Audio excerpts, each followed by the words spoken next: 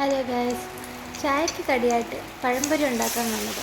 പഴംപൊരിക്ക് എന്താ ഇത്ര പ്രത്യേകതയെന്നല്ലേ? ഒരു പ്രത്യേകതയില്ല. ഇത്രയും അധികം വെറൈറ്റീസ് ഉണ്ടെന്നറിയാമോ പഴംപൊരിക്ക്? സാധാരണ മൈദ മാവിലെ എല്ലാവരും ഉണ്ടാക്കുന്നത്, പക്ഷേ എനിക്ക് അത്ര ഇഷ്ടമല്ല. ഞാൻ അരിമാവില ചെയ്യുന്നത്.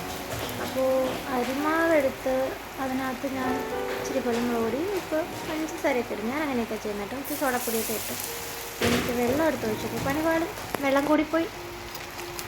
അങ്ങനെ ഇനിയിപ്പോൾ എന്ത് ചെയ്യും? പിന്നെ കുറച്ച് അരിമാവട്ടെ എടുത്ത് ഇടാനൊരു മൂടില്ലായിരുന്നു. നോക്കിയപ്പോൾ തൊട്ടടുത്ത് അവലിൻ്റെ പാട്ടായിരുന്നു. എന്നാൽ പിന്നെ അങ്ങനെ ആവട്ടെ എന്നും പറഞ്ഞ് കുറച്ച് അവലെടുത്ത് തട്ടിയിട്ടു.